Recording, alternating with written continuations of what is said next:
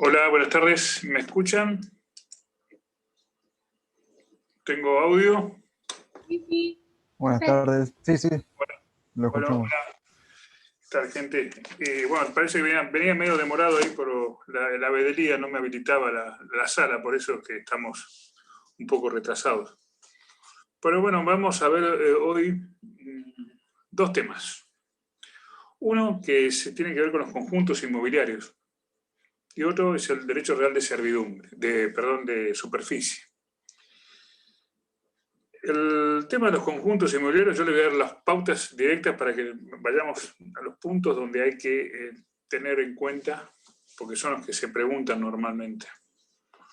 Uno, bueno, un concepto. El artículo 2073 nos da un concepto de lo que es un conjunto inmobiliario, dice que son los clubes de campo, barrios cerrados, privados, parques industriales, empresariales, náuticos, o sea, cualquier tipo de actividad, ya sea, puede ser de vivienda, temporaria, permanente, laboral, comercial, empresarial, y usos mixtos. Entonces, ahí se encuadran todos los que normalmente llamamos country, ¿no? Los clubes de campo, que obviamente son ya preexistentes a la regulación que tiene el Código Civil, por lo menos en su nombre. Las características generales de estos conjuntos inmobiliarios, son, la indivisión forzosa, las partes existentes, las partes privativas y comunes. Ustedes imagínense lo que es, o sea, tienen que tener en cuenta siempre lo que están viendo en propiedad horizontal en cuanto a partes privativas, partes comunes. El artículo 2074 dice cuáles son las características que tienen. Dice, son características de estas urbanizaciones las siguientes: cerramiento. Ustedes, imagínense un country, lo que hay en Mar del Plata, partes comunes y privativas, ¿no? Otra pauta que estamos hablando de lo mismo que propiedad horizontal. Estado de indivisión forzosa, otra situación. Partes comunes, partes privativas y partes comunes. Sería, no sé, las partes comunes serían la cancha de tenis, serían los lugares para circular, las partes privativas, las viviendas. Un reglamento también es otra de las características que tiene que tener. Un reglamento, o sea, es muy simétrico con lo que es propiedad horizontal. Las limitaciones y restricciones a limitaciones que tienen los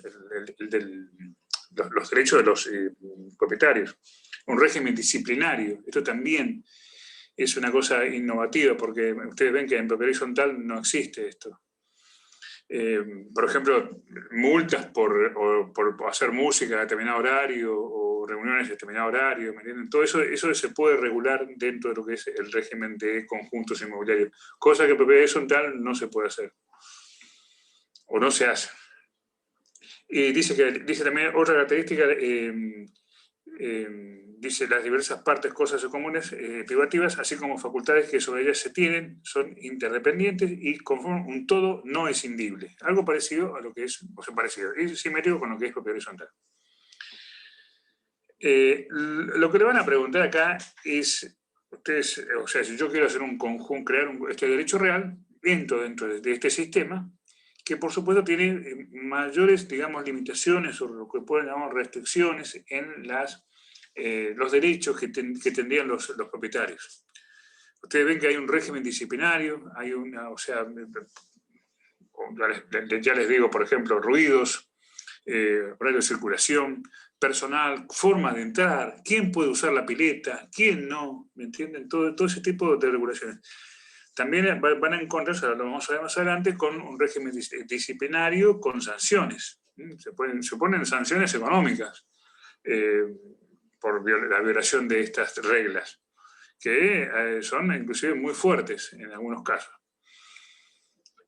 Una de las cosas que más inquietan dentro de este tema, toda la doctrina y jurisprudencia, o sea, doctrina y jurisprudencia y también las jornadas nacionales que vamos a tratar, hablaban del marco legal, el artículo 2075. Lo voy a leer un poco. Todos los aspectos relativos a las zonas autorizadas, dimensiones, usos, cargas, o sea, todo lo que tenga, a dónde se puede hacer, construir, etc., a los conjuntos inmobiliarios se rigen por la norma administrativa aplicable a cada jurisdicción. O sea que tenemos que ver a la legislación provincial o del lugar para saber que la provincia de Buenos Aires tiene una extensa regulación en todo esto. Porque obviamente la instalación de un conjunto inmobiliario, de un country o de una instalación de este tipo requiere, normalmente hay que prever ciertas pautas. Imagínense, servicios de agua corriente, cloacas, electricidad, e inclusive a veces colegios, inclusive atención médica, salas de atención médica, etc. Entonces, toda esa regulación hay que ir a verla a las dimensiones, las zonas autorizadas. Eso tiene que ver con la política de vivienda, la política que tenga la provincia, qué zona quiere, digamos, por supuesto, mejorarla o quiere que esto sea beneficioso para el lugar donde existe. Todo eso a la legislación provincial. Y sigue el artículo. Todos los conjuntos inmobiliarios deben someterse a la normativa del derecho real de propiedad horizontal establecida en el título 5º, o sea, el de este libro, o sea, que es el del régimen de propiedad horizontal, con las modificaciones que establece el presente título, a los fines de conformar un derecho real de propiedad horizontal especial. Ustedes fíjense que deben someterse a la normativa que regula la propiedad horizontal. Entonces esto, y dice, para conformar un derecho real de propiedad horizontal especial. Esto llevó, por ejemplo, en las jornadas de derecho civil, que se trató, fue el tema justamente conjunto inmobiliario del año 2017. Yo les cuento esto porque estuvimos todos ahí. Entonces, cuando se habla de ese tema, ¿me entiendes? Estuvimos todos los profesores. Todos participamos en las votaciones. Entonces, son temas que por ahí se preguntan. Este derecho real, propiedad horizontal especial, bueno, fue bastante discutido si era un derecho real distinto de propiedad horizontal. Ustedes ven que hay una remisión, etc. Bueno, la mayoría de las jornadas se votó con que no, digamos, que no debía ser una regulación distinta a lo que es propiedad horizontal, sino que estaría regulado dentro de lo que es propiedad horizontal. ¿Me entiendes? O sea, no podemos que no sea un derecho real distinto de la propiedad horizontal, porque prácticamente todas las normas están llevadas allá. Eso es lo que se dijo en las jornadas. Después, acá viene la gran discusión. Sigue, los conjuntos inmobiliarios, estoy leyendo el artículo 2075, los conjuntos inmobiliarios preexistentes, o sea, imagínense que hay un montón en la provincia de Buenos Aires, y algunos tienen muchos años. Dice, los conjuntos inmobiliarios preexistentes que se hubieran establecido como derechos personales o donde coexistan derechos reales y derechos personales, se deben adecuar a las previsiones normativas que regulan este derecho real. Ahí viene el gran problema, la adecuación. ¿Qué es adecuarse? La mayoría, o sea, la mayoría no, todos los conjuntos inmobiliarios antes del dictado de la ley del Código Civil actual, se regularon a través de la, digamos, organización buscando alguna figura de los derechos personales, una sociedad. O se conformaban con formas conjuntas entre derechos personales y derechos reales. No existía esto, ¿me entienden? Las reglas de propiedad horizontal no se pueden aplicar en estos casos. Se aplicaba parcialmente. Fíjense que estamos en propiedad horizontal y, bueno, acá son predios que comparten cosas comunes. Digamos, la ley 13.512, que era la vieja ley de propiedad horizontal, era muy limitada con respecto a a lo que se quería lograr en estos lugares. Fíjense que hay encerramiento, es una urbanización, un cerramiento. Si bien existen partes privativas y comunes, la constitución de estos country que ustedes conocen, que vieron, escucharon, todos, antes de la previsión de esta ley, que es del Código Civil actual, que es nuevo, todos estaban conformados como derechos personales, como sociedades. Esa situación lleva, por supuesto, a que sea difícil la aplicación, la forma de votación, en las sociedades es distinto al régimen de sociedades que al régimen horizontal. También en la aplicación de sanciones, la ejecución de las cuotas de despensas, ¿me entienden? Es distinto el sistema, porque allá se trataría de una deuda común, entonces es más difícil cobrar, etc. También había ciertas situaciones que son de difícil regulación, porque, por ejemplo, no se olviden que estos countries, sobre todo los más antes, por ejemplo, el country Carmel en Buenos Aires, tiene ciertas limitaciones respecto a la entrada de personas al country, que antes era cómo lo implementabas jurídicamente, o sea, era muy difícil, y llegaban muchos conflictos, por ejemplo, sobre el caso de divorcios, ¿me entiendes? De divorcio, entonces viene el ex a usar, a entrar a la propiedad que no te era, es propiedad que está en conflicto y que está en propiedad de otra persona.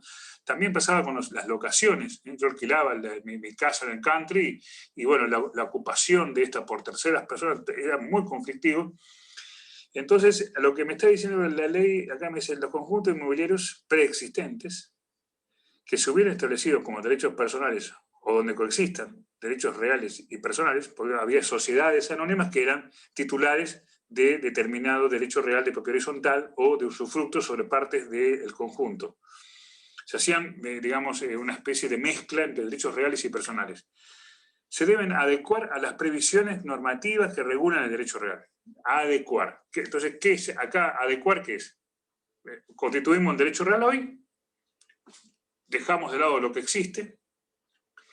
Bueno, ahí imagínense los costos, el costo económico que tiene todo esto, ¿no? Porque vamos a hacer un reglamento para un country nuevo, con títulos, hay que titularizar todas las unidades, catastralmente. Bueno, imagínense el costo que tiene. En esa línea estaba, por ejemplo, el doctor Kipper en esas jornadas nacionales. Seguido, por supuesto, por ejemplo, con los notarios. Los notarios tenían un interés económico también en todo esto. Imagínense escriturar un country. El valor que puede llegar a tener de honorarios esa gestión, adecuarlo, como dice acá. Bueno, la mayoría entre los cuales votó el doctor de Rosa, votó, lo sé yo también, y también, bueno, ella no podía votar, pero voté yo también, y creo que también Villanuste, en esas jornadas nacionales, y la mayoría fue, por supuesto, porque la minoría fueron 3 o 4 votos, fue que decía que adecuarse significa utilizar los instrumentos que tenemos en la propiedad horizontal y llevarlo a la existencia de los countries. O sea, no necesariamente era tener que realizar escrituras públicas nuevas y hacer un reglamento nuevo y hacer nacer este derecho real. ¿Qué significa eso? Bueno, adecuar significa que utilizaremos, si es que no las tenía este country, supongamos el country Carmel, no lo tenía, bueno, utilizar los instrumentos de la propiedad horizontal. ¿Cuáles son? Bueno, esta existencia de partes privativas, partes comunes, las autoridades, por ejemplo, que exista una asamblea a la manera de la propiedad horizontal, ¿no? Por supuesto, con las mayorías que correspondan, ahí, utilizar los instrumentos, digamos, adecuarse a la vida consorcial, a lo que fija el título quinto del libro que estamos tratando, que sería adoptar, digamos, el camino de la propiedad horizontal. Y no manejarnos estrictamente dentro de lo que sean derechos personales o sociedades anónimas o lo que sea, cómo se votaría, etcétera, por porcentajes, etcétera. Entonces, eso sería lo que se dijo, la mayoría dijo en las jornadas nacionales.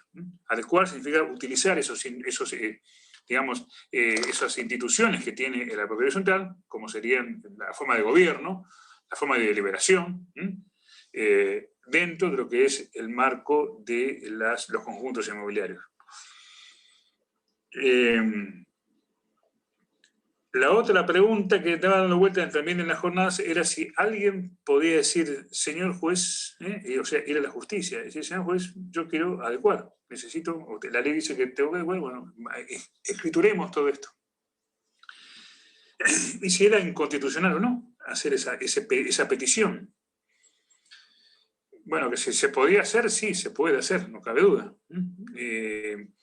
Y la otra, respecto a la inconstitucionalidad o no, bueno, también no necesariamente era inconstitucional, o sea, se dijo que no era inconstitucional la previsión del artículo 2075. esas jornadas, que no contraría el marco constitucional. ¿Por qué? Porque los que aceptaban la adecuación decían que, bueno, en realidad estas conjuntos que se habían constituido con normas anteriores, que no existían estos, no le podían imponer esas reglas nuevas a algo que ya existía, ¿me entienden? Y si no, bueno, habría que buscar un camino de solución de tipo económico, más que nada, porque no se olviden que vamos a hacer un reglamento, entonces esto tiene un costo altísimo, escrituras nuevas, etcétera, y cuando hacemos el reglamento estamos renegociando cláusulas, ¿me entienden? Entonces, yo me siento, es un contrato, entonces digamos, tenemos ciertas pautas fijadas conforme a la sociedad anónima que tenemos constituida, y ahora vamos a constituir un conjunto en base a un nuevo reglamento. El reglamento es un contrato, entonces ahí vamos a discutir el nuevo, discutimos si la pileta se puede usar a determinada hora o no, si ¿me entienden? Es todo una cosa muy compleja. Lo que se dijo entonces fue adecuar, es incorporar lo que existe en propiedad horizontal, en las asambleas, las mayorías, cómo se manejan, la forma de presidirla, utilizar las pautas de propiedad horizontal y traerlas acá a los conjuntos. Que también la mayoría de las jornadas de la comisión, esta que era justamente del conjunto inmobiliario, decía que esta regulación del conjunto inmobiliario no es distinta a lo que es propiedad horizontal. Después, eso es lo que le van a preguntar, adecuación.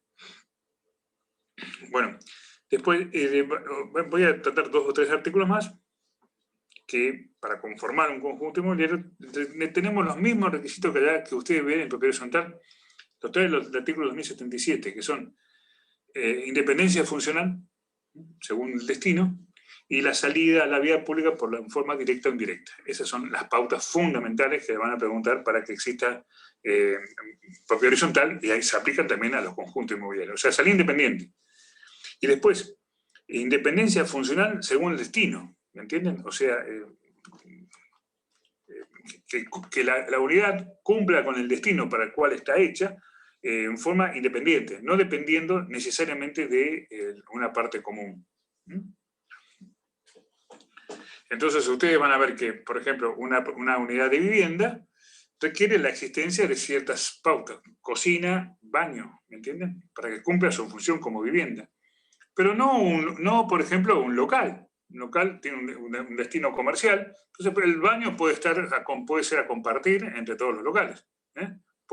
No necesariamente.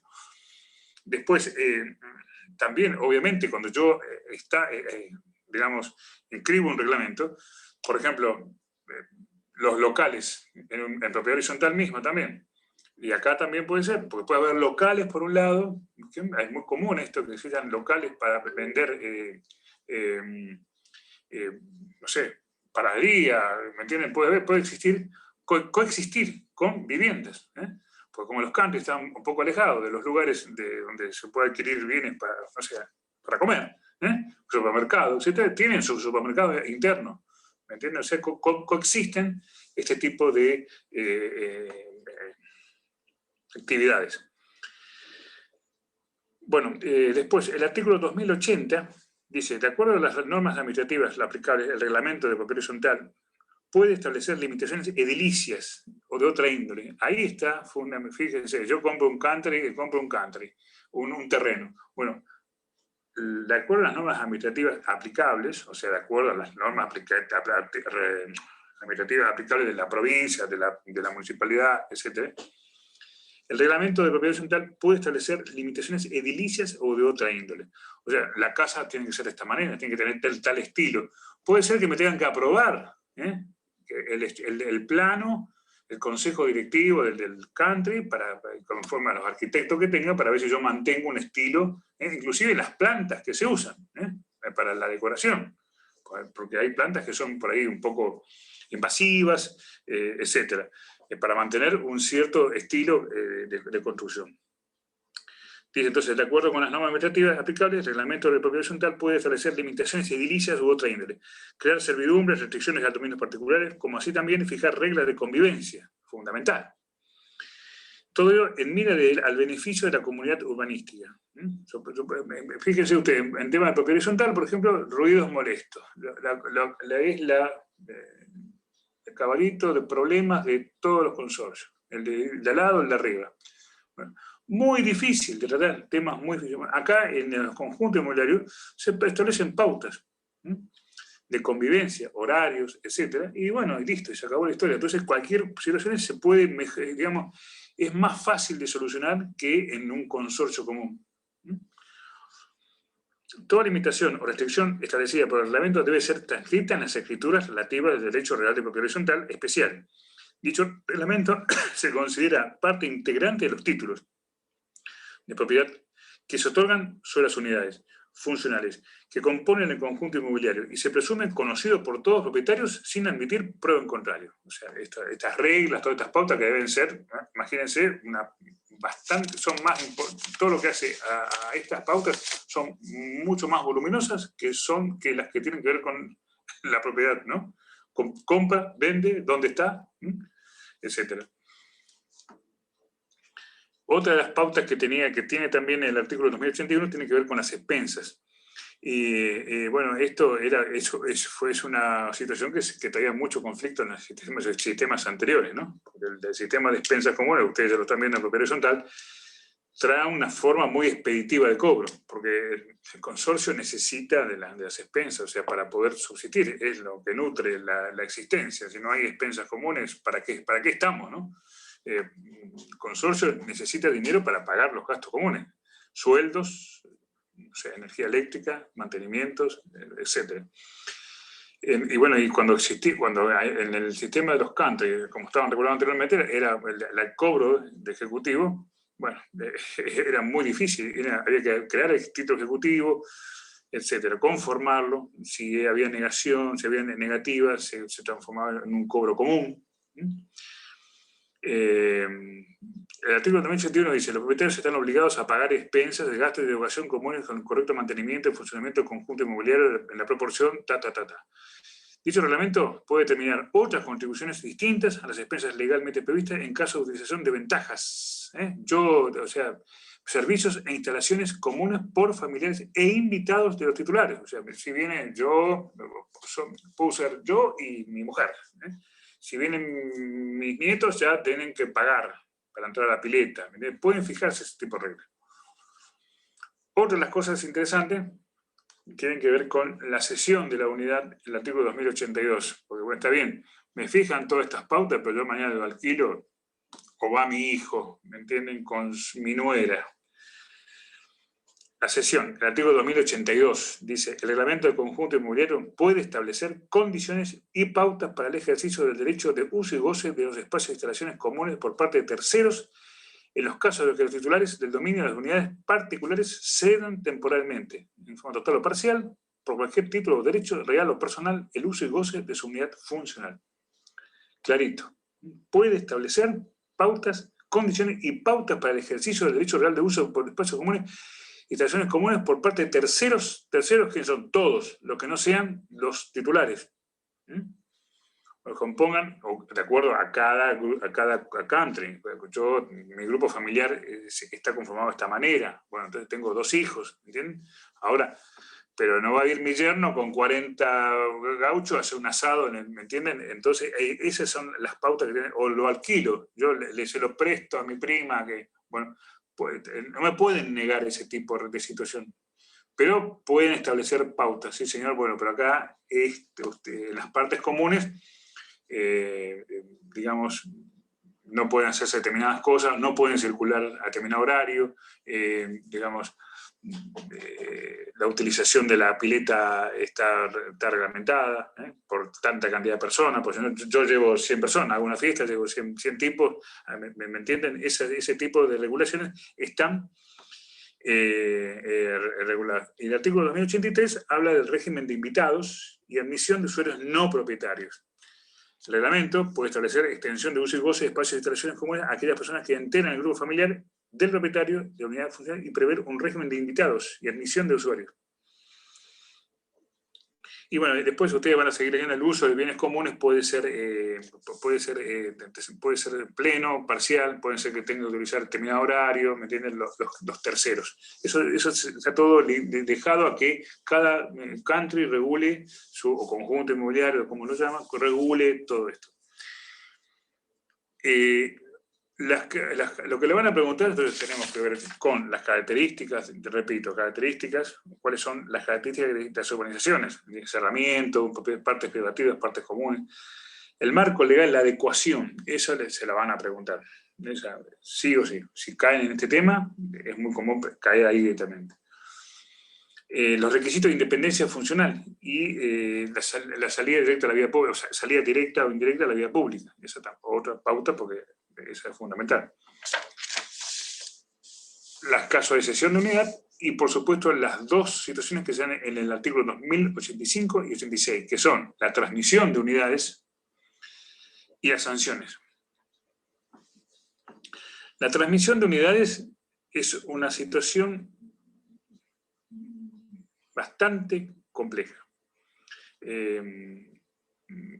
O sea, imagínense, por ejemplo, para que ustedes tengan una pauta hasta dónde llega, en el edificio, por ejemplo, en Dakota, donde vivía John Lennon, que lo mataron enfrente, no sé si alguien lo tiene presente, en el Central Park, bueno, no lo dejaron comprar durante años, y ahí no, en ese departamento lo quisieron comprar varias personas, y no querían, o sea, se reúne el consejo, y dicen: polilla negra, no lo queremos en el edificio, porque nos trae problemas, por lo que sea. Imagínense hasta dónde llega todo esto. Lo de John, bueno, cuando compró John Lennon, la verdad, desconozco cómo pudo comprar ahí, porque podía traer algún tipo de situaciones, digamos, a los vecinos. Estamos hablando de departamentos que valen varios millones de dólares, ¿no? Entonces, las pautas de convivencia son muy estrictas. Entonces, acá, el tema de los country, en menor escala, también, ¿me entienden? ¿Quién va a vivir al lado? ¿Quién va a comprar? ¿Con quién estamos viviendo? Bueno, el artículo 285 dice: el reglamento de propiedad horizontal puede prever limitaciones, pero no impedir la libre transmisión y consiguiente adquisición de unidades funcionales dentro del conjunto inmobiliario, pudiendo establecer un derecho de preferencia en la adquisición a favor del consorcio de propietarios o del resto de los propietarios de las unidades privativas. Ahí tienen la limitación. O sea, no lo pueden prever limitaciones. Bueno, que salga a la venta por determinado el valor real, ¿entiendes? Puede ser eso, alguna limitación, bueno, porque se están mal vendiendo las unidades, hace una declinación total del valor o para que vender tiene que estar en óptimas condiciones la unidad, entonces una serie de cosas. Reparaciones, etc. Recuerden que yo tengo mi casa dentro del country, está toda arruinada, y todo lo demás tiene la casa bonita. Entonces mi casa arruina al resto del valor del vecino, ¿me entienden? Si yo tengo un vecino acá al lado de mi casa que no sé, hace cualquier cosa, tiene determinados animales, bueno, me desmejora el valor por ahí de mi propiedad. Entonces, esto es lo que se llama la bolilla negra. ¿Cuál es la limitación que puede tener? Bueno, dice que pueden fijar derecho de preferencia. ¿Cuál es el derecho de preferencia? Bueno, si yo voy a vender, en el mismo valor lo puede adquirir el consorcio, o sea, lo que sería el conjunto inmobiliario, o también darle prioridad a los otros miembros. Esa sería la única limitación. Pero no puede pasar, por ejemplo, lo que pasaba en el edificio Dakota, que yo le decía de este que compró John Lennon, en Nueva York.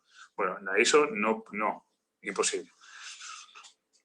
Porque también no se olviden que nosotros tenemos el régimen sucesorio, o sea, no vendo, pero vienen mis hijos después cuando yo me muero, o vienen mis sobrinos. Entonces, limitar a las personas es medio complicado, es nuestro derecho. Esa sería la transmisión, lo que sería la bolilla negra que yo le decía. Entonces, ofrecen el mismo precio, el mismo valor, la unidad a otros miembros del conjunto. No todos nos enteraríamos que el señor González está vendiendo su casa en el country en tanta cantidad de pesos, etc. Y si tenemos interés, podemos comprarlo, o a un pariente nuestro puede comprarlo, etc. Pero no puede impedir la libre transmisión, obvio. Y otra es de las sanciones. Yo le dije que acá estamos rodeados de situaciones que vamos a tratar de regular para convivir como queremos convivir. En silencio, a las 8 de la noche, no queremos fiesta los fines de semana, no queremos perros, no queremos, bueno, ¿me entienden? No queremos hurones, ¿eh? No queremos que luego se escapan y producen, no queremos determinados animales.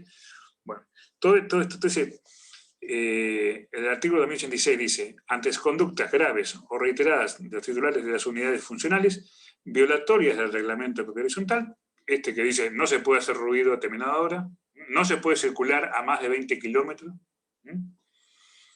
no se puede circular en moto con ruido tal decibel, y dice el consorcio de propietarios puede aplicar sanciones previstas en ese instrumento, o sea, el reglamento. Ese sería el régimen de sanciones. Cosa que no existe en papel horizontal. Entonces, acá, fíjese usted la cantidad de limitaciones que existe a las facultades de disposición material, sobre todo de los inmuebles jurídicas. Vieron que la transmisión también tiene limitaciones. En cuanto a las sanciones, ¿qué nos dijo la Jornada Nacional de Derecho Civil año 2017? Bueno, ahí lo hicieron por unanimidad, que el sistema de sanciones tiene que tener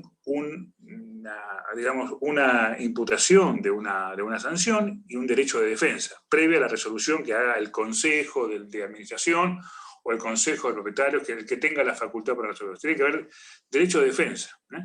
Me imputan a mí el hecho de que yo circulé a 70 kilómetros dentro del country, poniendo en riesgo la vida de los chicos y de los perros, y bueno, perfecto, me ponen una multa, no sé, de 50.000 pesos, bueno, yo tengo el derecho a defenderme. Tiene que haber una posibilidad de defenderme. Y bueno, eso es básico, ¿no? Obviamente. O sea, lo van a hacer todos porque si no, después...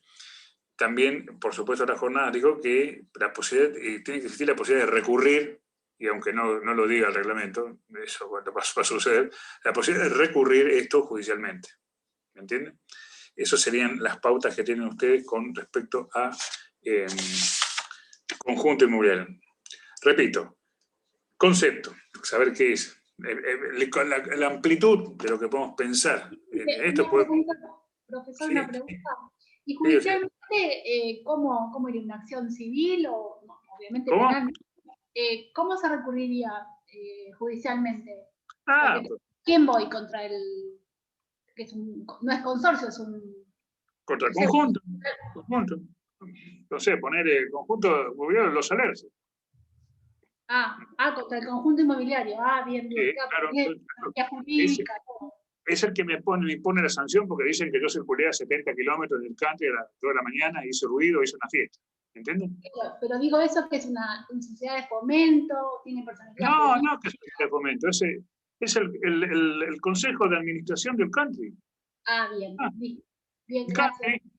Cuando yo le dije el country, bueno, el conjunto inmobiliario, como lo dice la ley, tiene que tener, dice que se adecue, bueno, le está diciendo, señores, adecúense, creen las mismas reglas de organización que tiene la propiedad horizontal.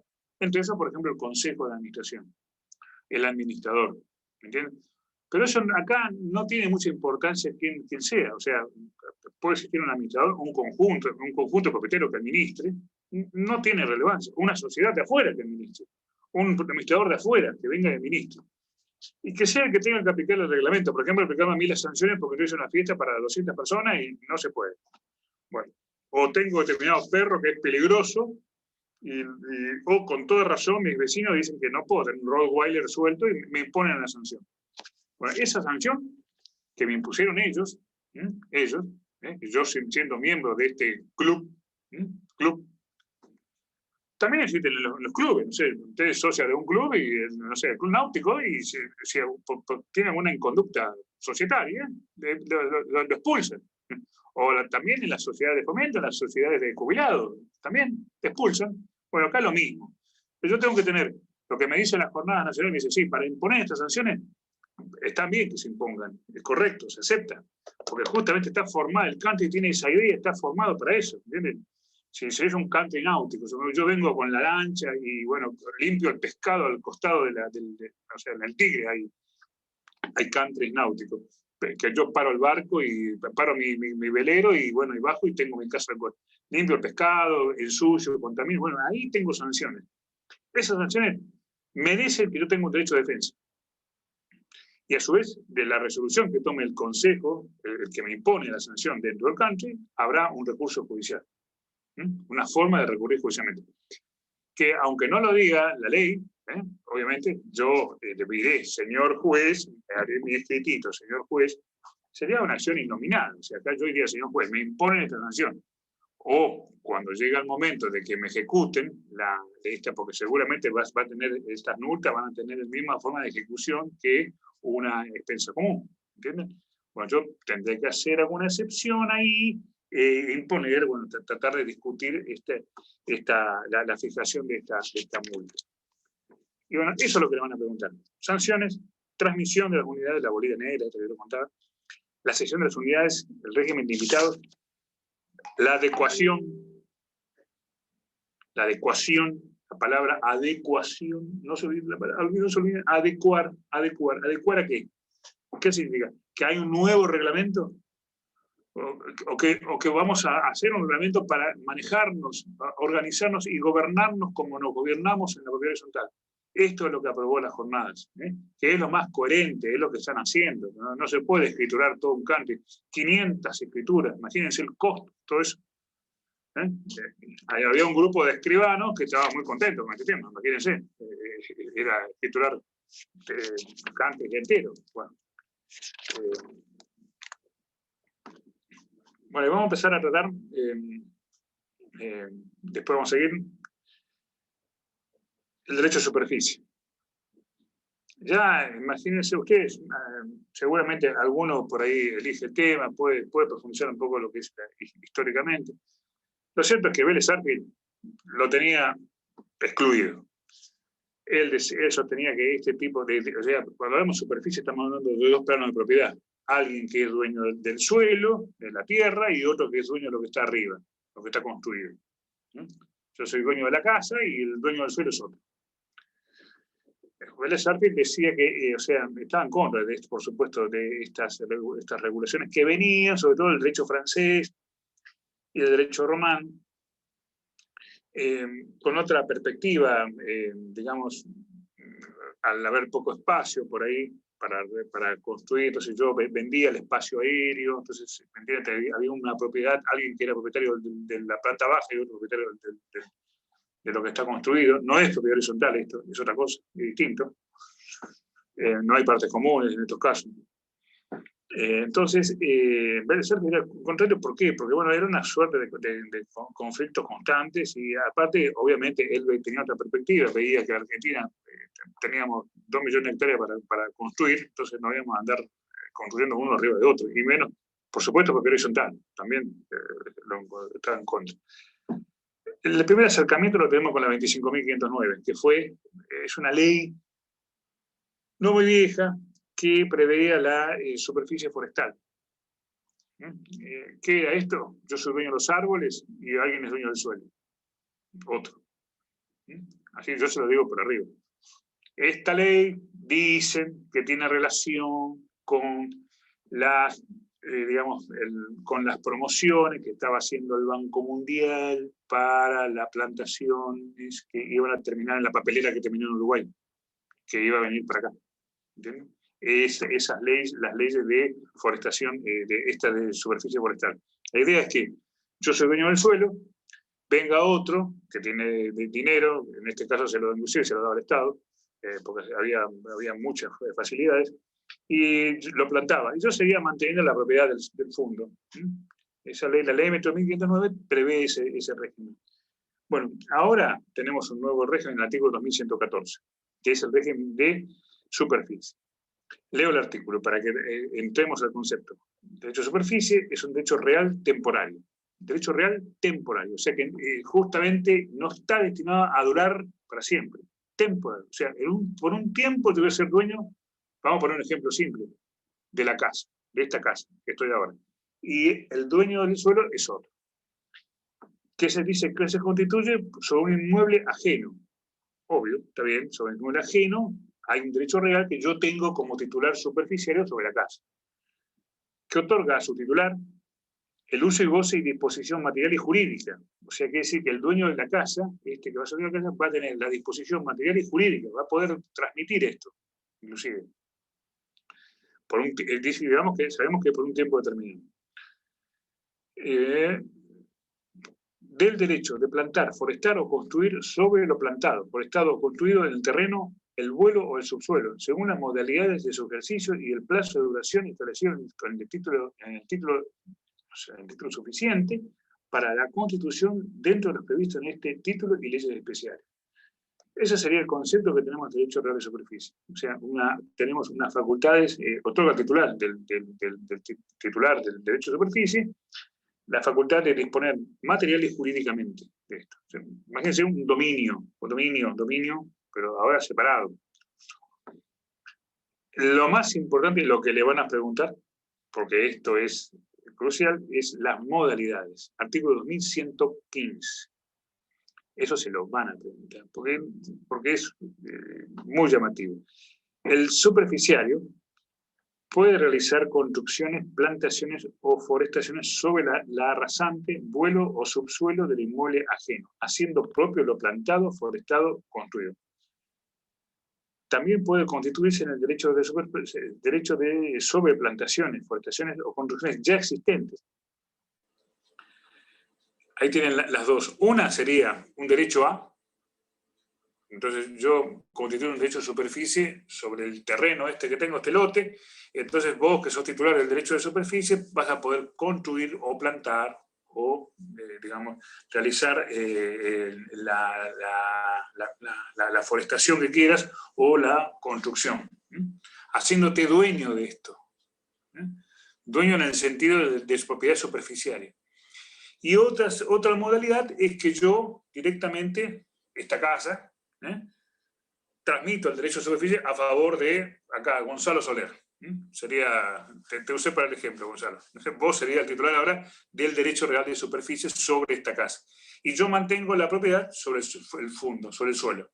Esas serían las dos modalidades que existen. Y que es lo que les van a preguntar. ¿Cuáles son los plazos? Bueno, el plazo convenido en el título 2117, yo dije que era un derecho real temporario, va a durar un tiempo nada más. Dice, el plazo convenido en el título de adquisición no puede exceder de 70 años. ¿Por qué? No sabemos. ¿Por qué no 50? ¿Por qué no? Bueno, el legislador estimó que el plazo de 70 años daba el tiempo necesario como para que yo, propietario superficiario, pueda aprovechar de esto, etc. Dice, puede exceder 70 años cuando se trata de construcciones y de 50 años para las forestaciones o plantaciones. Ambos contados desde el momento de la adquisición del derecho de superficie, el plazo convenido puede ser prorrogado siempre que no exceda de los plazos máximos. O sea, podemos hacer uno de 20 años y después, ¿entienden? Algún fundamento, nosotros queremos encontrar, bueno, por ahí, por ejemplo, yo tengo algún desmerecimiento sobre esta casa, se me está viniendo abajo, supongamos, no sé, pensemos, a ver, ahí pensemos, ¿se ubican en el Cabo Corrientes? En la manzana siguiente existía un restaurante que se llama, son dos casas muy bonitas que se llaman, eran La Pasiva, el mismo restaurante uruguayo que existe, bueno, estaba acá. Entonces, supongamos que ustedes son dueños de eso y se le está viniendo abajo las casas, no pueden, bueno, entonces, por un plazo, supongamos 30 años, constituye el derecho real de superficie sobre estas construcciones, estas dos casas tan bien ubicadas y con semejante vista, para no perder la propiedad, para no tener que regalarla, venderla. Bueno, en la Constitución, por supuesto, voy a cobrar algo de dinero, o sea, eso es un convenio, o sea, ahí está el contrato. Una cosa es el derecho real de superficie y otra cosa es el contrato que yo haga con respecto a la Constitución. Bueno, imagínense, para que puedan ubicarse, algo así, que yo no quiero perder esa propiedad, porque la verdad que es irrecuperable, y entonces constituye un derecho real de superficie para poder mantener la propiedad de todo esto y no perderlo en este desmerecimiento económico que estamos viviendo hoy en día. Esa sería digamos, la idea para entender por qué esto. Las modalidades, repito, modalidades. Derecho a También podría ser que tengo el lote, ese lote que no existen esas casas ahí, tan bonitas, sino que tengo ese lote, y no quiero mantener la propiedad de esto. Pero bueno, no puedo económicamente. Pero bueno, entonces alguien tiene derecho a construir ahí, a explotarlo, etc.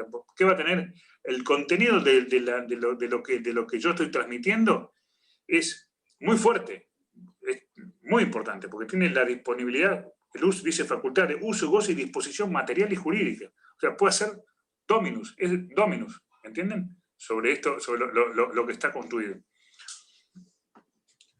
¿Quiénes pueden constituirlo? Artículo 21-18. Imagínense que esto no es para cualquier titular de un derecho real, sino solo algunos. Dice, están facultados para constituir derechos de superficie los titulares de derechos reales de dominio, obviamente con dominio, y de propiedad horizontal. Yo soy titular de propiedad horizontal de todo el edificio, entonces puedo constituir una superficie sobre esto. Por supuesto, no puede haber una constitución de tipo judicial. Ahora vamos a ver, dice el artículo 1119, el derecho de superficie se constituye por contrato oneroso o gratuito. Contrato oneroso o gratuito. Y puede ser transmitido por actos de entre vivos o por causa de muerte. O sea, si me muero, mis herederos pasan a ser titulares del derecho de superficie que yo tenía sobre esta casa. ¿Entienden? Y van a tener las mismas facultades de disposición jurídica, material, hacen lo que quieren.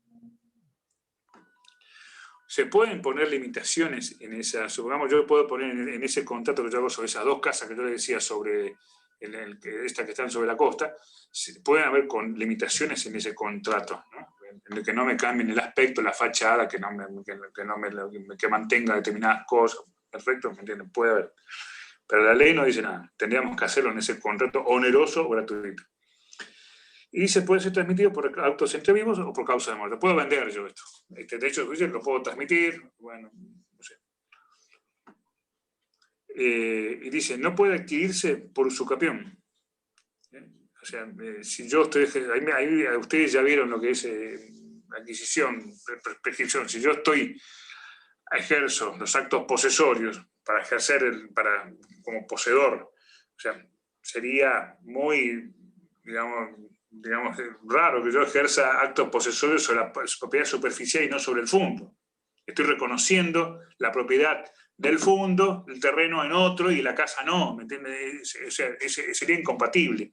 Y aparte de difícil, digamos, averiguación de mis intenciones, porque si yo reconozco el derecho real sobre el fondo a favor del dueño, y bueno, se supone que hasta que no está constituido el derecho real de superficie, se siguen aplicando las pautas generales del derecho, que son que la superficie sea el suelo, ¿no?